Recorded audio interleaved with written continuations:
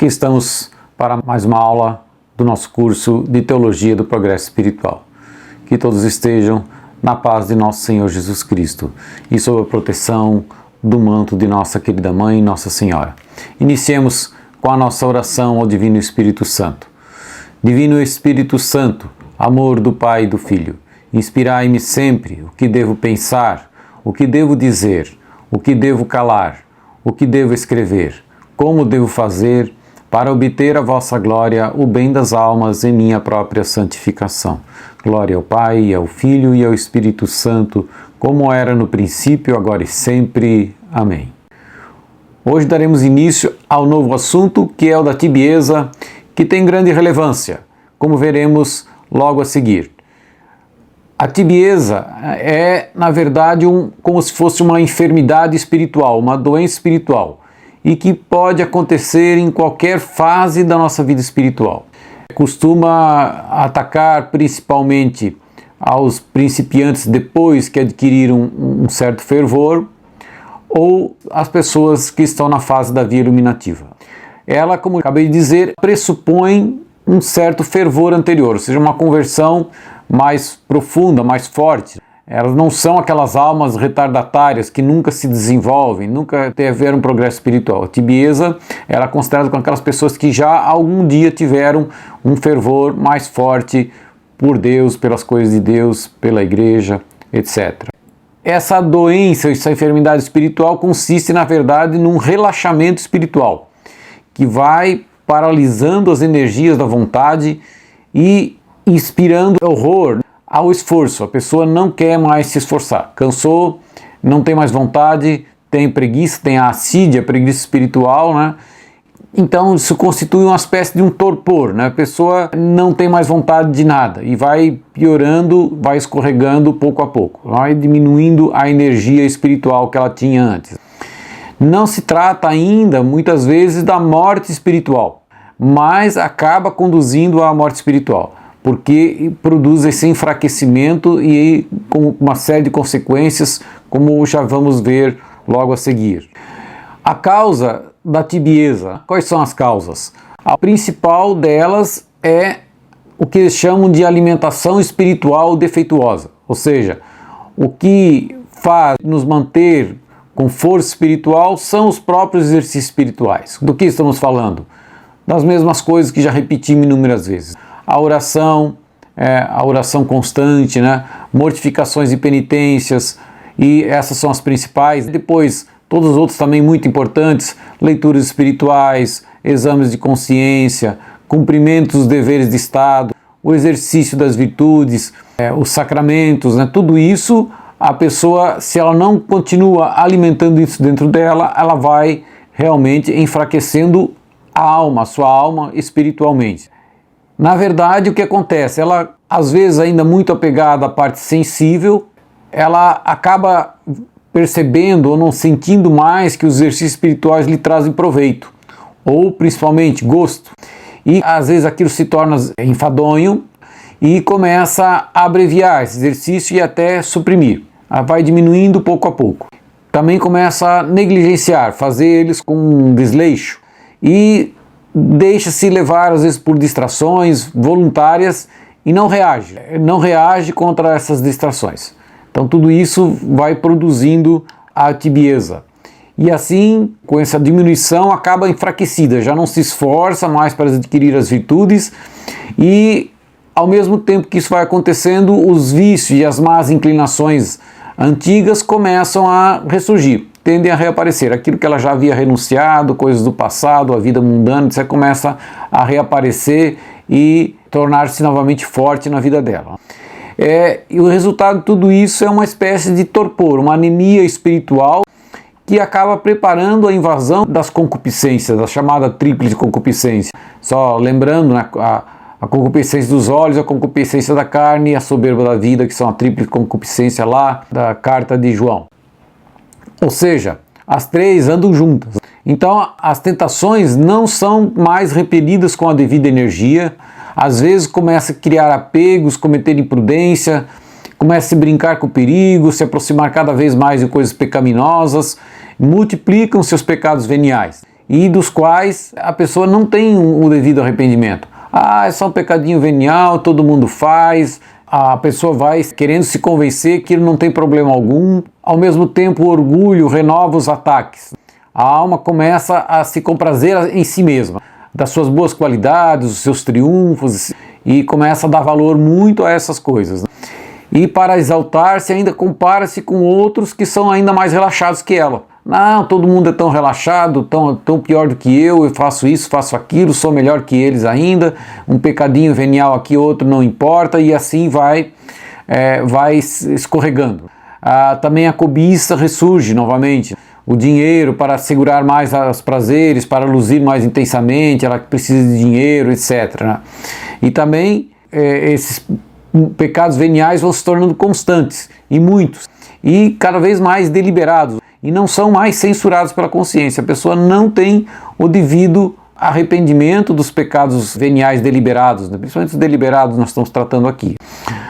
Com isso também as graças de reforço espiritual, graças que Deus envia, passam a ser cada vez mais raras também. Bom, existe, apenas para fazer constar, uma grande diferença entre essa tibieza e aquela secura espiritual, aridez espiritual das provações passivas, que já tratamos lá na segunda conversão, quando falamos da segunda conversão. Veja que aqui a pessoa começa a ficar atraída novamente pelo mundo, pelas coisas do mundo. Enquanto que nas provações passivas, quando também às vezes existe uma aridez, que a pessoa não consegue fazer oração e é invadida por distrações também, na verdade ela sofre muito com aquilo e se esforça seriamente para combater isso. Então essa é a grande diferença. Ela continua conservando também o horror ao pecado. Ela não suporta nem o pecado venial, ela está lutando para eliminar completamente. Então, entende que os seus pecados e a sua concupiscência não permitem que se aproxime de Deus. Ela se sente um pouco excluída por Deus, mas na tibieza, ao contrário, ela aceita os pensamentos inúteis, aceita as distrações, pouco a pouco vai readquirindo os gostos pelas coisas do mundo, vai sendo atraído cada vez mais pelo mundo. Então essa é a diferença, é um retorno à vida passada, enquanto que nas provações passivas não, é um sofrimento por estar atravessando aquela aridez, e aquelas meditações que eram tão boas antes, causavam tanta consolação, agora já não causam. Então a diferença é essa. E na tibieza o horror do pecado vai diminuindo cada vez mais, cada vez mais. A tibieza também é dividida em graus, mas para facilitar, o Padre Tanqueray divide apenas em dois tipos: a tibieza incipiente, ou seja, aquela ainda que não se consumou, e a tibieza consumada. A tibieza incipiente, a alma, a pessoa que está sendo invadida pela tibieza, conserva ainda um horror ao pecado mortal. Ela começa a abrir brechas ao pecado venial cada vez mais constante, mas conserva, não quero pecar mortalmente, mas vai permitindo então a gulas, a maledicência, as fofocas, essas coisas vão invadindo a vida dela, aí ela vai permitindo que são só pecados veniais, não tem problema nenhum. Por outro lado, nessa fase incipiente, ela aplica pouco esforço nos exercícios espirituais que já falamos. Oração, mortificação e penitência, não se esforça muito para isso. E além disso, muitas vezes, mesmo quando faz os exercícios com algum esforço, ele faz por mera rotina, ou seja, eu sou obrigado, tenho que fazer, eu vou fazer. Os outros também fazem, etc. E acaba sendo apenas uma rotina. Bom, de tanto reincidir então nessas negligências, nesses pecados veniais, gradualmente o horror instintivo ao pecado mortal vai também desaparecendo. Começa a ser cada vez mais atrativo, o amor dos prazeres cresce a tal ponto que ela se lamenta de que seja proibido o pecado mortal. Ou seja, já perdeu a noção do pecado como um obstáculo. Para ele passa a ser quase que um castigo de Deus, não fazer certas coisas que por Deus são pecaminosas. Sempre dizemos que essa visão positiva do pecado, ou seja, o pecado é um obstáculo. Para mim me aproximar de Deus, devo remover. Não se trata de uma imposição divina, queremos nos impor uma restrição simplesmente porque Ele quer. Não, Ele quer que nós cresçamos, que nos unamos a Ele. Então o pecado é, antes de tudo, um alerta de Deus para que devamos remover aquilo ali, porque senão não nos aproximaríamos dele. Então, as tentações que vão crescendo cada vez mais na pessoa são reprimidas apenas com brandura. e chega ao momento mesmo em que a pessoa começa a se questionar se ainda está em estado de graça, né? Então é a tibieza consumada, já se afastou completamente de Deus, né, nesse momento. O principal perigo da tibieza, da incipiente, é o enfraquecimento progressivo da vontade. A pessoa perde a vontade pelas coisas de Deus, de fazer as coisas de Deus. E isso é pior às vezes do que um pecado mortal isolado, por exemplo. É como se fosse a diferença entre uma doença crônica e uma doença aguda. A doença aguda, você vai lá, toma um remédio, se trata, mesmo que seja internado, se trata, tal, sara, tá novo de novo, né? Continua a sua caminhada, a sua saúde. A doença crônica não, vai consumindo o corpo aos poucos. A pessoa vai se debilitando aos poucos. E isso é o efeito da tibieza, essa debilitação progressiva da vontade da pessoa. E devemos lembrar no Apocalipse que está escrito: Oxalá fosses frio ou quente, mas como és morno, nem frio nem quente vou vomitar-te, diz o Senhor. Então veja que essa mornidão é justamente o estágio que a pessoa passa a ter por causa da tibieza, né? Que um dia foi fervorosa e tornou-se morna, tornou-se assim como indiferente até para as coisas de Deus. Ela começa a readquirir todas as questões dos prazeres da vida e faz como dizem popularmente, acende uma vela para Deus e outra para o diabo. Começa a gostar das coisas do mundo e das coisas de Deus e não quer mais renunciar às coisas do mundo, ou seja, volta a esse estágio anterior à sua conversão. A tibieza também tem como efeito a cegueira da consciência. De tanto desculpar, esforçar suas faltas, ela começa a formar falsos juízos. Não, isso não é tão ruim, isso também não prejudica tanto, e considerando leve aquilo que é falta grave. Então vejam como isso é comum dentro da igreja. As pessoas acharem que não, isso não tem problema, isso aqui é pouquinha coisa, Deus não é tão severo, isso também todo mundo faz, etc, etc. Ou seja, vai dando pouca importância para coisas que na verdade são graves. E também ela vai formando então essa consciência relaxada. Não mais reconhece a gravidade dos pecados cometidos. Diz no livro do Eclesiástico: aquele que se descuida das pequenas coisas cairá pouco a pouco. E é justamente isso que acontece. Em pouco tempo chega-se a ter um fastio, né? Um esgotamento de todo esforço, não quer mais, um cansaço, não aguenta mais qualquer esforço, porque na verdade perdeu a força de vontade, que é a graça de Deus, e perdeu a graça de Deus porque foi deixando se escorregar pelos pecados veniais, porque relaxou nos exercícios espirituais. Uma coisa puxa a outra. Então a alma deixa-se levar pelas inclinações da natureza, pela indiferença, pelo amor do prazer, abusa das graças, resiste às inspirações do Espírito Santo. Tudo isso é efeito. Passa a dar mais ouvidos então aos prazeres do mundo, ceder às más inclinações e acaba pecando, acaba caindo no pecado mortal. Vejo que isso aí, na verdade, é algo, às vezes, extremamente difícil de voltar atrás. É de difícil reparação, diz o padre Tanqueray, porque essa queda não acontece de uma vez só. Ela vai acontecendo, às vezes, muito sutilmente. Na verdade, é o demônio que está por trás, porque conhece as nossas fraquezas e dificilmente vai chegar até nós, por exemplo, dizendo: come aqui esse saco de açúcar, esse 1 quilo de açúcar inteiro. Porque se ele disser: para que você coma esse açúcar inteiro, esse saco de açúcar, você sabe, isso me faz mal, não vou comer. Agora, se ele vier com uma balinha, sim, você aceita a balinha, chupa a balinha e acha muito gostosa a balinha e vê que isso não tem problema nenhum para a saúde, é uma balinha apenas. Aí ele vai oferecer outra balinha e depois mais outra. E quando você viu, comeu o saco de açúcar inteiro.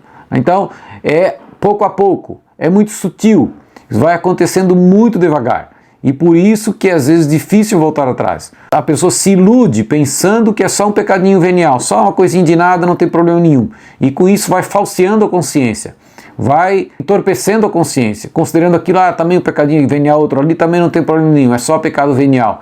E na verdade o pecado venial é um empecilho grande também para as graças de Deus. Então a pessoa vai cada vez mais se afastando da graça.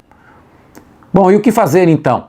Primeiro é conscientizar-se de que isso está acontecendo, porque na verdade Jesus novamente lá no Apocalipse vai dizer: eis que estou à porta e bato, se alguém ouvir a minha voz e me abrir a porta, entrarei em sua casa e cearemos, eu com ele e ele comigo. Então Jesus está sempre pronto a nos perdoar e restaurar a sua intimidade conosco. Então no fundo é essa questão dessa conscientização de que estamos nesse estado. O problema é que às vezes temos consciência, mas não temos vontade de mudar, por isso que é difícil, a volta é difícil. Só realmente às vezes uma graça de Deus maior, às vezes por intercessão de outras pessoas, etc., para a gente retornar. Assim, não devemos nos desesperar. Jesus está sempre pronto a reatar a amizade. Agora, depende de nós realmente voltar à vida anterior. Recorrer com frequência, de repente, a um confessor, confessar toda a sua vida, voltar à prática assim, dos exercícios espirituais, né, oração, penitência, exame de consciência, prática das virtudes, deveres de Estado, tudo isso. E com isso recuperar o fervor. Ele vai voltar. E ele volta às vezes bastante forte. Realmente tomar essa consciência e tomar a decisão. Quero voltar à minha vida anterior. Bem, com isso nós terminamos essa parte do curso que trata da via iluminativa.